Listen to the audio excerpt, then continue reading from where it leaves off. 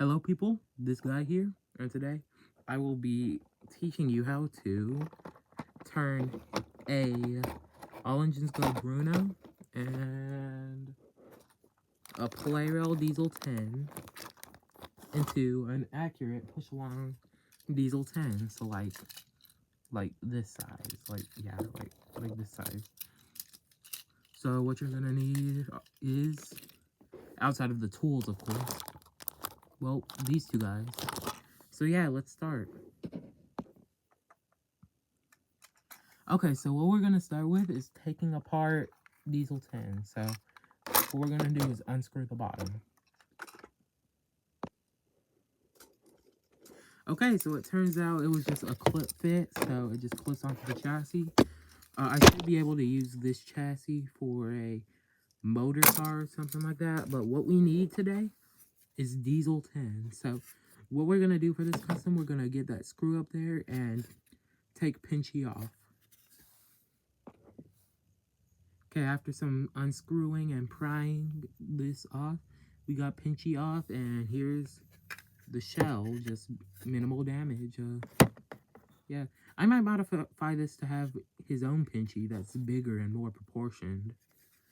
But anyway, let's test him with Pinchy with Diesel, because he needs to look pretty big. Oop. Yeah, he looks pretty big and threatening here. So what we're gonna do is we're gonna cut that little tab off using like a craft knife or something. Just anything to take it off. Okay, so now that we have the nub off Pinchy, he can open and close now on his own. And something I forgot to say is, be very careful when you're handling tools. Like I use pliers and scissors to get this off. So yeah, just be really careful. What I'm going to do now is unbox Bruno and take his chassis off.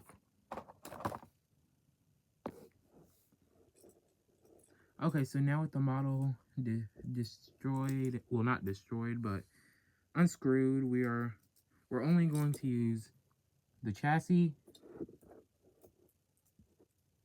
the wheels,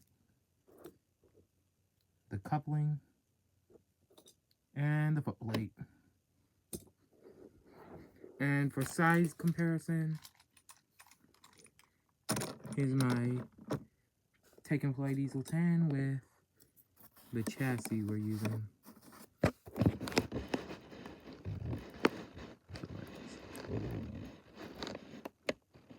I got my camera set up on something, so I gotta be careful, but yes.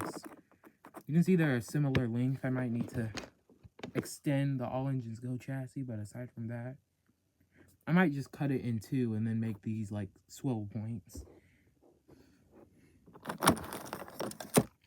Also, as you can see, we have a helper. Sandy decided to join, so yeah.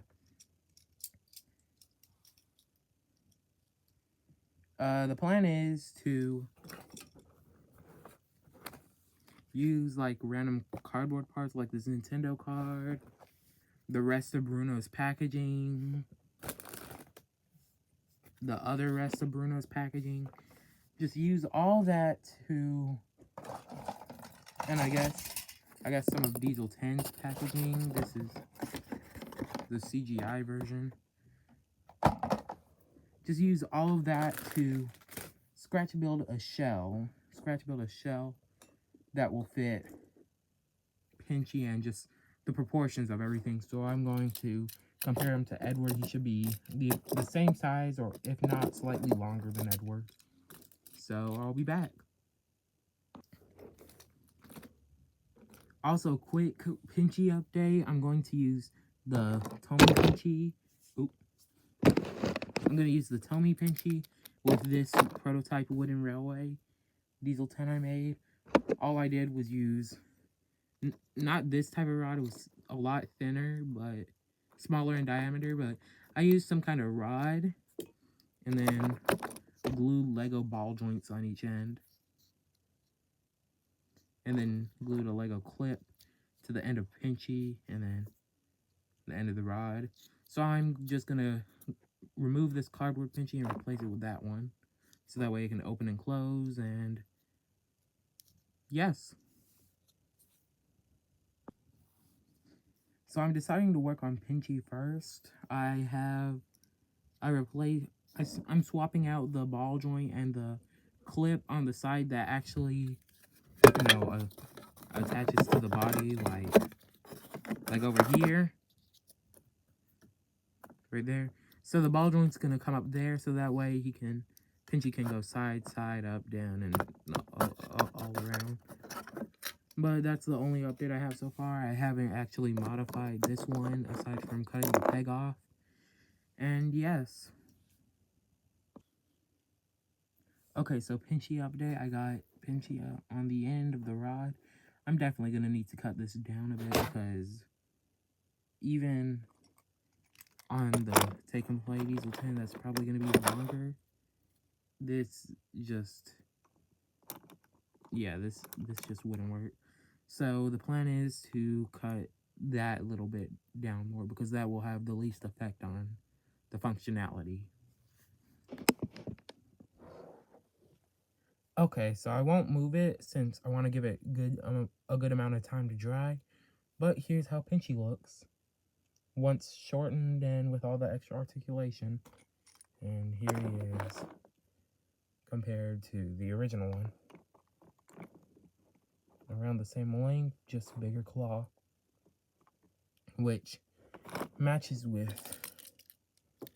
how big he's gonna be, because yeah, you can see how tall Edward is compared to him. Anyway, I suppose it's time to start work on the body, and I'll just build off this. I'll extend and contract where I need.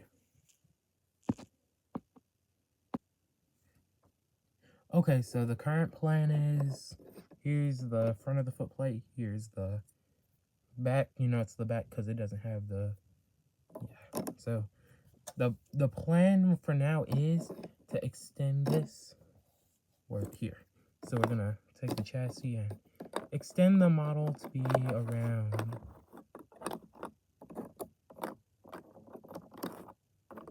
this long, about a wheel longer than it originally was.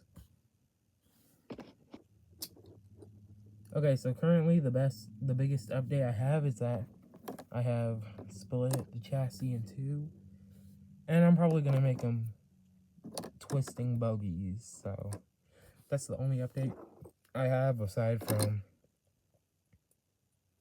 this that I already showed. But yeah, time to get to extending the foot plate.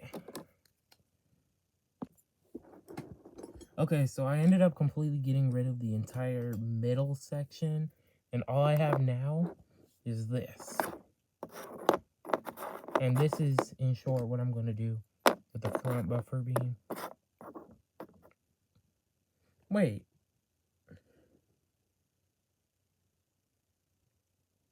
No, with the back buffer beam. I'm sorry, this is the back. So this is what I'm going to do with the back buffer beam. So yes.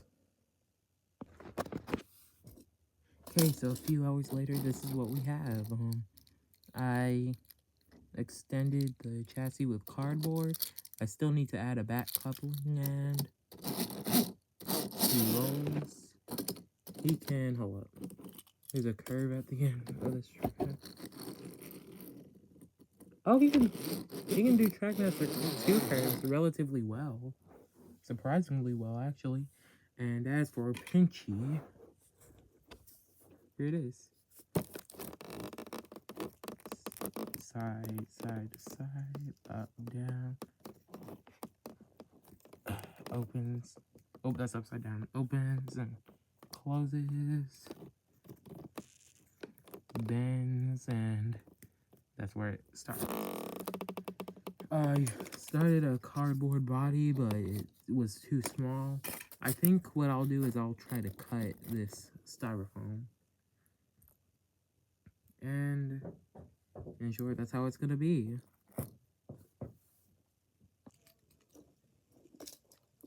Okay, so this is gonna be the end for part 1. What we have so far is the chassis and a Pinchy. So, thank you for watching, and see you in part 2.